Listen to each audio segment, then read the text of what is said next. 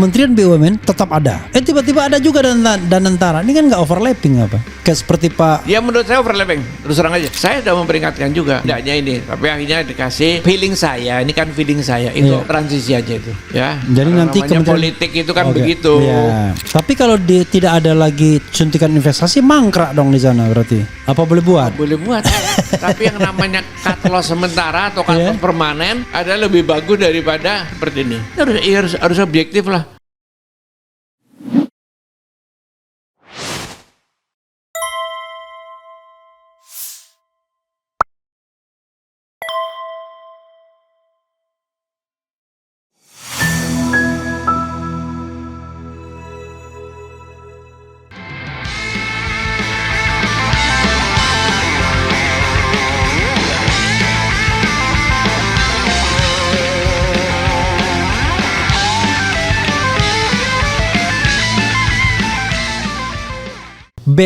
Kementerian BUMN dan Danantara.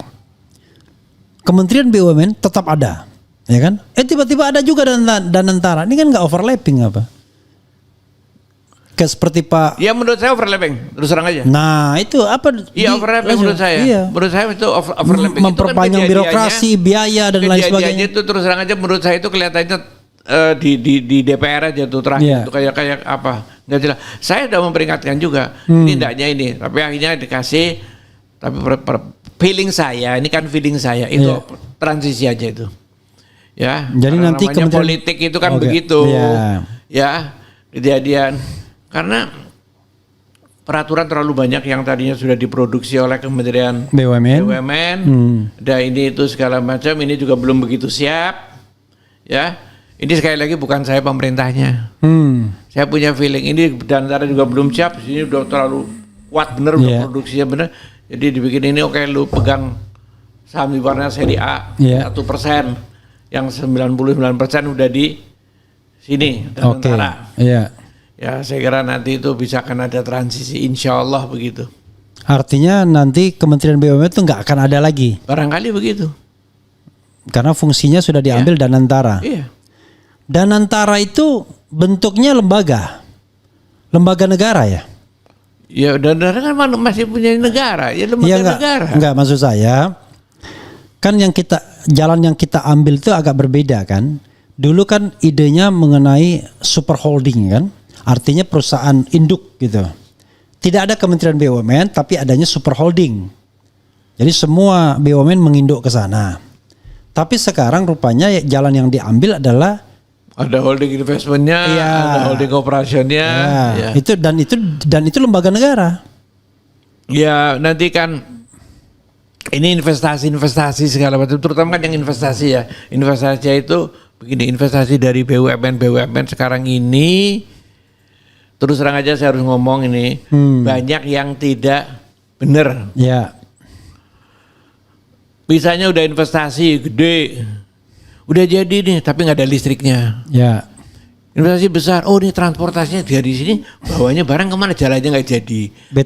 BTS nggak ada BTS-nya. Ya, jadi tidak ada koordinasi. Ada ini listriknya belum siap. Jadi koordinasi dengan PLN berarti kan nggak bisa di. Kalau ini ada jalan, ini udah di hutan misalnya gitu, nggak ada jalannya. Ini koordinasi dengan Menteri PU belum ada kayak gitu kan. Nah itu.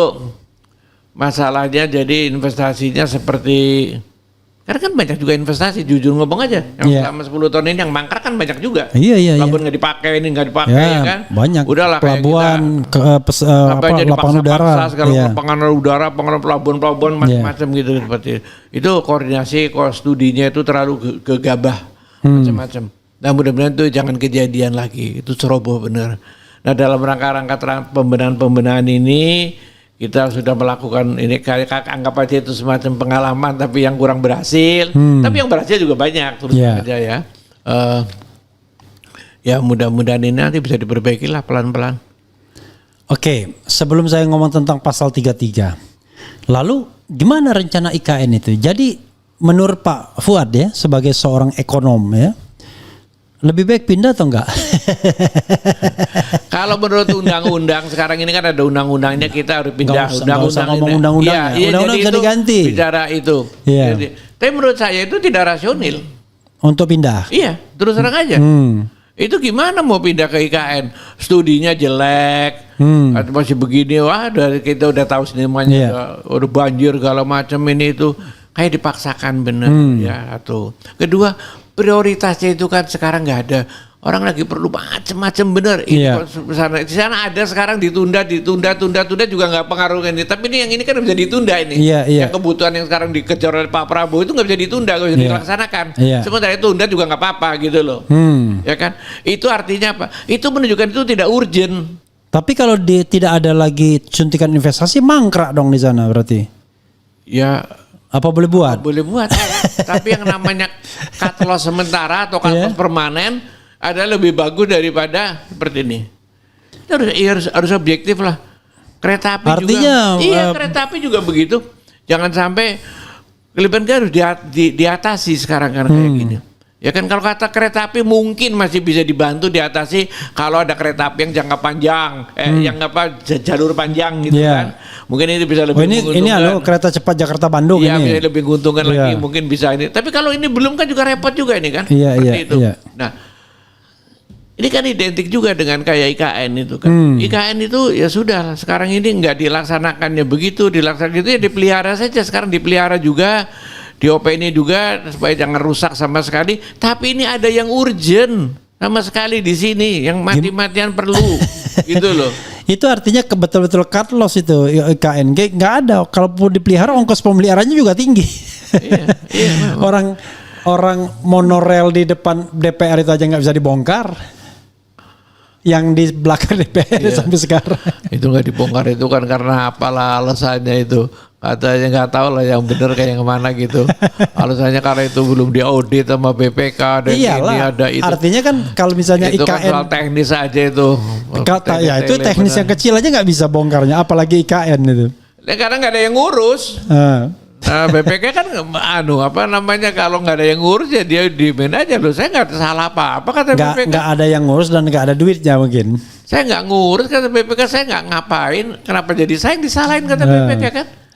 Maksudnya yang punya proyek kadang mau menghapus itu. Wah jadi, ini cuma nongkos saja ini kan. Ngapain urusin cuma kos gitu doang kan. Iya. Ya itu sama dengan IKN itu kos doang aja akhirnya kan.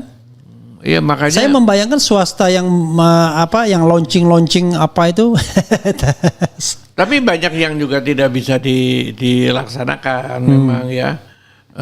Misalnya ini membangun sekolah gitu ya. Ya kita juga datang itu waktu pelepasan pembangunan sekolah. Tapi kita nggak ada yang bangun itu terang aja sekolah itu. Loh kenapa nggak bangun Pak? Emang udah di ini ya. Kalau bangun yang muridnya siapa? Yang mau jadi sekolah siapa? Kan jadi ongkos rugi nanti jadi tambah kerugian lagi. Ya kita ntar dulu bangunnya. Kita nggak bangun juga gitu. Nah, seperti kan, itu kan banyak. Kan orang kan bilang sama soal IKN itu, yang namanya bangun kota itu bukan kayak begitu. Bangun kota itu dibangun secara sosiologis. Iya karena sesuai kebutuhan pokoknya. Sudah berkembang masyarakatnya, ditertibkan terus. Begitu matang kondisinya baru pindah. Iya. Nah, ini dari hutan mau mendadak nggak bisa. Yang dari kota saja itu perlu waktu. Untuk ini yang paling dari hutan sama sekali kan. Jadi emang ada soal lahan, soal ini, soal itu segala macam. Aduh banyak benar ini masalah. Terus terang aja ini program yang tidak begitu wise lah. Oke. Terlalu ambisius. Oke. Bukan saja. Pak Fuad, ini bagian akhir ya, penting. Pak Prabowo ini selalu bilang mengenai pasal 33. Saya pun sebagai orang yang mempelajari konstitusi senang sekali kalau pasal 33 ini diutamakan. Dan kita tahu bahwa Bapak yang selalu bicara pasal 33 Hatta, orang yang dikenal sebagai jujur, punya integritas, seorang yang Islami dan lain sebagainya.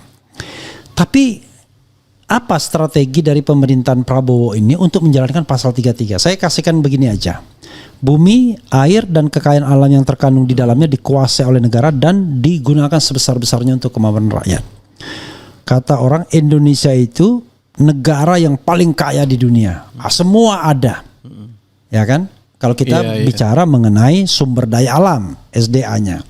Ada mantan ketua KPK yang mengatakan kalau seandainya hasil-hasil tambang itu secara proporsional diberikan kepada negara, maka dia bisa mensubsidi rakyat. Rakyat itu bisa mendapatkan 20 juta per bulan atau apa yang bilang begitu. Sekarang bayi lahir itu udah punya utang 30-40 juta. Setiap bayi yang lahir itu utangnya sudah 30-40 juta setiap bayi.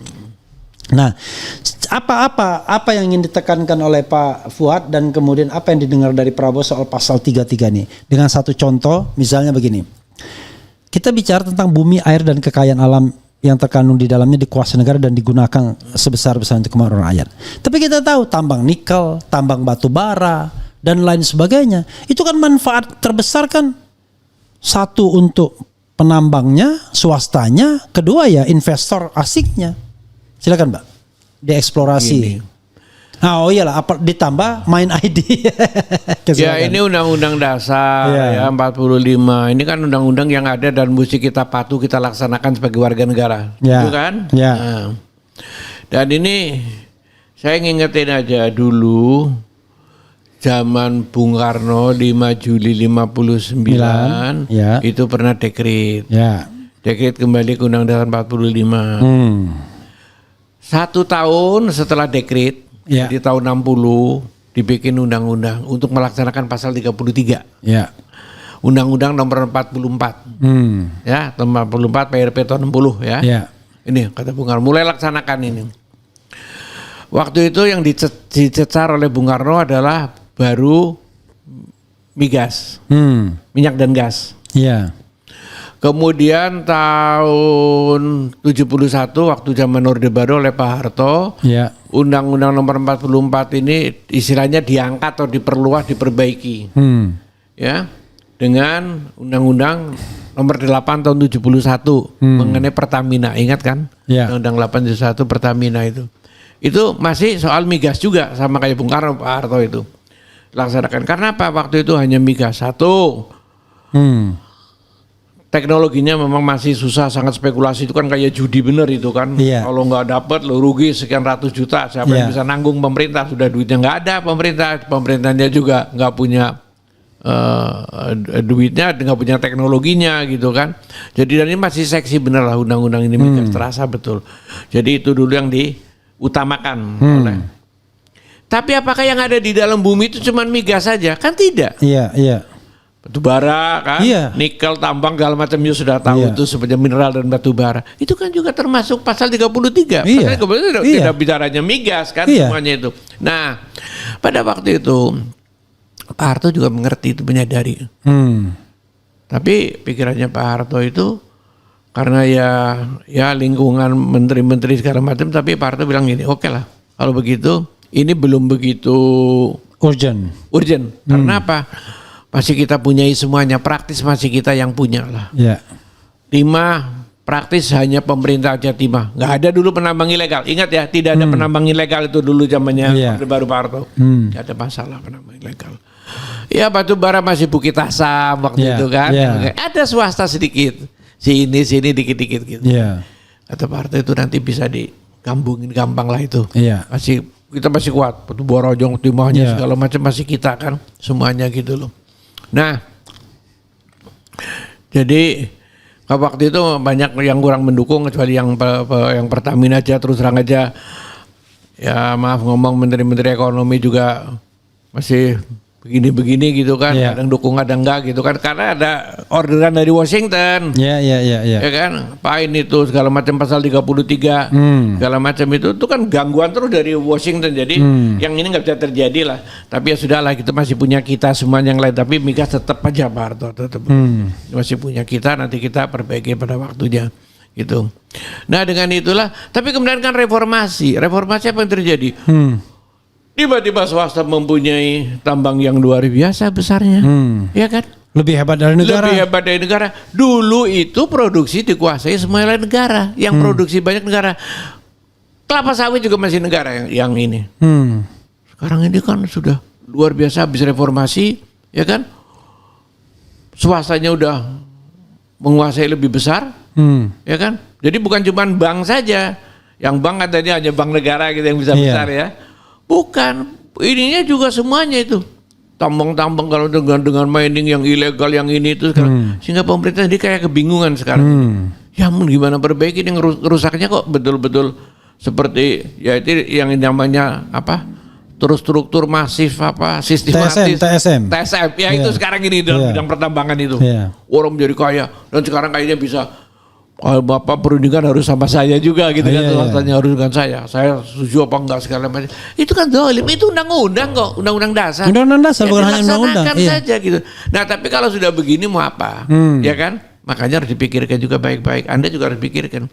Sampai kalau ini diambil alih negara, kita juga mikir, wah, utangnya banyak juga. Iya. Ya, saya pikir ya kalau utang kita bilang aja, kalau utangnya yang dipakai oleh perusahaan ini swasta ini tambang tapi untuk perusahaan ya udah kita akui aja utang kita kan utang pemerintah. Iya. Tapi kalau penyalahgunaan kan banyak yang utangnya pakai ini tapi dipakai duitnya pakai lain. Iya. Ya kan? Segala macam itulah. Ya gimana? Yang udah ada yang di go publikin gimana? Ya kita tampung aja yang go public. Kalau itu hal-hal seperti itu tuh mulai kita kaji sebetulnya itu bagaimana gitu loh. Ya supaya ini pasal bisa dilaksanakan dan sebetulnya belum tentu merugikan si swasta tapi tidak bisa rakus seperti ini tidak bisa sama perusahaan minyak kan minyaknya juga bisa dikelola oleh asing oleh kita sama-sama dapat untung kan lumayan tapi tidak tetap rakyat yang menjadi prioritas negara yang jadi prioritas dalam arti mewakili rakyat kan masih banyak. Nah ini yang begitu itu kan harusnya bisa cuman ini kalau mau serakah seluruhnya menekan undang-undang, menekan ini diundang, diatur segala macam itu sehingga jadi raksasa benar. Menurut saya itu tidak benar terus terang aja. Sangat tidak benar, sangat tidak adil. Jadi itu mesti diterapkan. Sekarang harus membenahinya itu gimana Bung sudah rusaknya Pak luar biasa ya, itu loh. Ada satu kejadian yang luar biasa di era pemerintahan kedua Jokowi. Jadi kalau kita pakai undang-undang Minerba tahun 2009 ya, undang-undang 4 kalau nggak salah 2009 maka izin-izin itu kan sudah harus balik kepada negara. Kemudian mereka bisa mengelola tetapi dibatasi. Tapi first optionnya ada di BUMN dan BUMD. Pokoknya negara lah. Kalau BUMN dan BUMD tidak bisa, baru kemudian swasta itu. Tapi itu pun dibatasi cuman sampai 15.000 hektar, enggak ratusan ribu hektar sekarang ini. Ketidakadilan yang luar biasa. Tapi undang-undang itu diganti dengan undang-undang pada tahun 2020 ketika kita masa Covid. Jadilah undang-undang yang memperpanjang secara otomatis izin-izin itu. Jadi yang punya 100.000 hektar tetap dan perpanjangannya itu 10 kali 2 tahun alias 20 tahun. Itu yang terjadi. Korupsi besar-besaran di undang-undang itu. Nah kalau undang-undang itu dicabut oleh pemerintahan ini, ya kan, itu bisa sesungguhnya. Iya bisa. Gitu. Karena itu jelas jelas lobby-lobby orang yang berkuasa di pemerintahan pada waktu itu. Ya sudah Yud tanya Yud sudah jawab. Iya. Ya kan? Ya itulah karena makin kuat. Iya. Mereka memang bisa ngelobi apapun, bisa ngelobi mungkin sampai interest rate, bisa ngelobi soal ini kreditor, sampai masuk kepada jalur-jalur pemerintahan. Nggak boleh. Sekarang ini memang banyak yang harus ditertibkan lagi. Misalnya, ini terus terang aja ya. Kalau kita membuat undang-undang, harusnya siapa undang-undang? Harusnya undang-undang itu antara presiden dan DPR, kan begitu? Yeah. Udah, presiden dan DPR. Ini yang dipilih rakyat yang berdarah-darah itu presiden dan rakyat bikin undang-undang. Undang-undang tentang apa? BPK. Ya udah BPK-nya diem aja nggak usah campur tangan. Kecuali dipanggil oleh ini untuk narasumber. Sekarang itu saya dengar ya, mereka itu ngatur karena mereka punya uang, punya kekuasaan, punya lobby. Jadi masa ngatur dirinya sendiri, polisi ngatur dirinya sendiri, ikut polisi, BPK kemudian diikut. Kalau gue yang diatur masa. Tapi itu undang-undangnya nggak bilang begitu. Undang-undang adalah pemerintah dan DPR. Dulu kan begitu tertib.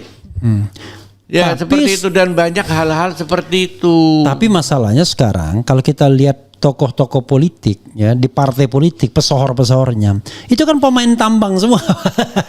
Lah, ya dan mereka itu juga punya tangan di DPR itu langsung. Intinya kalau sudah pemain juga regulatornya ini memang susah. Makanya dulu diatur yang menjadi pemain tidak boleh menjadi regulator. Ini kan terus terang aja bagi saya yang mungkin orang lama dikira, tapi itu udah rusak benar. Harus ditertibkan. Pak Jimli menyebut 4 entitas pemerintahan ya, bukan eksekutif, legislatif dan yudikatif, tapi 4. 1 eksekutif pemerintah, 2 legislatif ya kan, 3 media, dan 4 pasar atau market. Ini 4-4-nya itu bisa ada di satu tangan. Dia bagian dari pemerintahan, dia punya tangan di DPR karena mungkin ketua umum partai politik, dia punya media massa, dan dia juga pengusaha.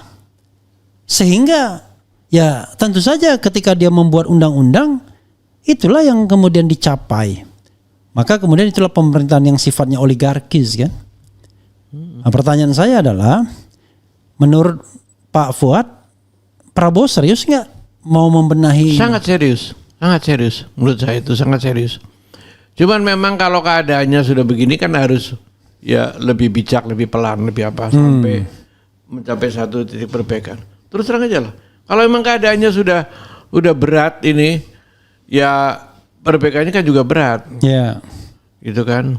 Dan memang jangan lupa, merusak itu kadang-kadang kalau udah rusak, maksudnya bukan ada yang merusak, tapi katakanlah kalau udah rusak begitu kan, perbaikannya kan lebih lama daripada ngerusak. Kalau rumah bangun itu kan lama, ngerusak kan bisa semalam. Iya. Seperti itulah. Jadi mungkin karena tidak tahu, merasa ini hebat, merasa ini itu, tapi banyak melanggar undang-undang dasar, banyak melanggar ini itu mesti ditertibkan. Gak bisa seperti sekarang ini. Ya misalnya saya membayangkan batu bara misalnya, katakan kan bumi air itu. Kalau 100% batu bara kan harusnya 70% buat negara minimal. Iya. Mereka cuma 30% saja. Mungkin setelah cost recovery atau apa itu soal lain. Iya. Kalau ini kan enggak. Mereka tetap masih untung tapi tidak serakah harusnya. Iya. Kalau sekarang kan kayak minyak juga. Jadi pemerintah memang harus benar itu ngambil alih atau gimana gitu loh. Dalam kasus nikel misalnya, negara mendapatkan dari pajak, tapi kemudian dikasih tax holiday. Jadi kata Faisal Basri, kalau dari pajak kan semuanya, dari swasta, dari apa semuanya juga bayar pajak kan. Iya, tetapi dari pertambangan itu nikel katanya. Kata Faisal Basri, ini Faisal Basri ya almarhum mengatakan, tidak ada negeri yang setolol Indonesia katanya. Iya. Dulu bilang katanya 90% itu jatuh ke Cina, keuntungan nikel itu, hulu hilir dan lain sebagainya. 10% aja kita. Tapi dia belakangan dia bilang, saya salah katanya. Indonesia itu bukan 10%, minus katanya. Karena free tax kan? Impor, ekspor dan lain sebagainya. Kalau iyalah itu lingkungannya juga di sana udah rusak. Gue tambahin lagi itu lingkungannya di sana itu memang rusak itu lingkungannya itu, ya kan? Tapi kan kalau yang dipegang oleh Menedi, kebetulan ini saya kan PT Vale, PT Vale masih bagus. PT Vale sangat bagus, bahkan merupakan salah satu pertambangan yang dijadikan rujukan oleh dunia. Karena listriknya juga pakai. PT Vale itu anak perusahaan? Iya, dulunya Inco. Oke. Sekarang kan udah mulai dipunyai pemerintah. Pemerintah menjadi single majority. Nanti pelan-pelan pemerintah akan menaikkan. Tapi ini kembali ya, karena kebetulan asing juga ya. Ada asingnya gitu, riwayatnya gitu. Tapi memang tertib bagus. Yang saya udah ngeliat Pak, saya baru ngomong gini karena saya ngeliat. Dan saya juga nggak percaya. Saya lihat sendiri, oh yang ini udah alhamdulillah bagus. Udah dilihat. Tambangnya bagus, udah penghijauannya juga bagus, sumber airnya juga bagus, gitu kan. Ternyata kalau yang bagus semuanya itu juga masih bisa bertahan untung Pak. Tetap dengan menjaga lingkungan semuanya bisa untung. Ya, dan yang penting kan kontribusi buat negaranya juga besar, signifikan. Ya, tapi kalau yang ini memang sistemnya lain kok, yang penambang di sekitar sana itu. Ya kalau kayak begini dia penting garuk aja gitu, udahlah bahasa bodoh gitu kan. Ya bang susah, nggak tanggung jawab, terus aja. Menurut saya itu harus ditertibkan. Oke, sekarang terakhir ya Pak Fuad, untuk ini pasal 33 ini, coba Pak Fuad konstruksikan 4 langkah resep untuk membuat pasal 33 ini workable. 1 apa, 2 apa, 3 apa, 4 apa, 4 aja. Saya nggak akan bisa merumuskan yang biar itu orang pemerintah saja, ya kan. Tapi pemikirannya adalah seperti itu. Kalau sekarang kan saya dia pemerintah lontarin aja ya, misalnya dia ngomong gini, oh nggak bisa sekarang karena ini utang, tadi saya bilang itu. Oh utang bisa. Kalau utangnya lu, tanggung jawab lu, keluarin dari ini. Ini misalnya kayak begitu aja, saya bisa jawab persoalan yang suka dilontarkan oleh kelompok-kelompok yang tidak mau pasal 33 dilaksanakan. Nah, kayak gitu. Yang udah go public biarin aja, udah go public, saya bilang gitu kan. Bisa gitu loh, banyak itu kan, saya bisa lontarin gitu. Bukan rumusnya, itu terus kewenangannya pemerintah. Kan saya bisa membantu seperti itu saja. Tapi intinya pasal 33 dilaksanakan dan bumi air itu adalah tidak hanya migas semuanya gitu loh. Oke, tidak hanya migas, tapi semua yang ada di perut bumi dan di permukaan bumi, bahkan udara itu. Iya, kalau mau dilaksanakan ya begitu. Ini jangan karena udah gede bener terus sekarang kayak macan gitu kan. Nggak bisa. Dan berkuasa lagi orang-orang itu. Ini kan makanya harus diatur. Kau sudah berbuat apa buat negara? Hah? Kita nggak berbuat apa-apa Pak, tapi kan Bapak ngambilin uang negara, kekayaan negara. Jadinya janganlah orang kalau udah terlalu berkuasa, tapi juga punya kuasa mengatur, punya kuasa melakukan bisnisnya, ya pasti bikin peraturan dia begitu tuh manusiawi. Makanya dilarang itu, harusnya regulator itu jangan seperti itu, kecuali sistemnya udah sangat kuat. Nah, kita kan sistemnya belum begitu kuat. Ya oke. Ya, Oke, terakhir Pak ya. Reshuffle, is it necessary? Kalau memang semua kekacauan yang Bapak bilang tadi, tonti macam-macam, apakah jawabannya reshuffle? Is it necessary for reshuffle? Ya bisa enggak sih. Yang penting itu aja, masalah-masalahnya bisa dikerjain aja, diselesaikan. Pendapat Pak Fuad? Pendapat saya, ya saya tidak berpendapat sekarang ini masalah seperti ini, ya kan? Itu tergantung nanti daripada presidennya aja. Tapi yang penting setiap ada masalah supaya langsung diatasi, benar-benar ditebas. Ya kemarin tuh saya senang benar, saya terus terang aja. Soal Tantiem. Iya Tantiem saya senang, ada SK pemecatan itu si Noel pemecatan terus terang aja saya senang. Ada yang gitu saya senang sekali. Itu aja yang penting itu harus dilaksanakan. Sama Pak. Begitu Noel ketangkep senang sekali saya karena itu mudah sih nggak senang kita ya, tapi langkahnya itu loh karena pemerintah. Kita tahu banyak yang melakukan hal seperti itu tetapi tidak ditangkap sehingga tidak memberikan deterrent effect pada yang lainnya. Ini mudah-mudahan memberikan deterrent effect. Iya, efeknya gitu. Kuat. Dan itu kelihatan ada kesinambungan antara pidatonya presiden dengan tindakan-tindakan itu gitu loh. Dan terus aja nanti saya sih kalau saya ditanya masih banyak lagi yang ingin saya lakukan. Itu orang itu pecat aja, orang itu pecat aja, orang itu pecat aja, masih banyak juga yang begitu kan. Tapi kan tentunya presiden punya pertimbangan. Karena saya recognize kayaknya ini ada 6-7 menteri ini terlibat kasus korupsi. Iya. Dengar-dengar tetangga menteri ini, menteri itu. Bahkan ada yang terang-terangan kan mengembalikan uang hasil korupsi. Ada yang juga wakil menteri yang sudah jadi tersangka menang pra-peradilan bukan karena substansinya menang, tapi karena prosedur penersangkaannya aja. Kalau prosedur kan bisa ditersangkakan lagi, tapi nggak berani. Karena tadi dilindungi oleh kekuatan dan lain sebagainya. Oke Pak, closing statement. Ya, closing statement saya sih gampang aja, mudah-mudahan ini pemerintah semakin meningkatkan, ya langkah-langkahnya, kemampuannya, dan semakin ya berani untuk mengambil tindakan-tindakan. Setelah kondisi atau cipta kondisinya ini lebih kondusif lagi, gitu aja.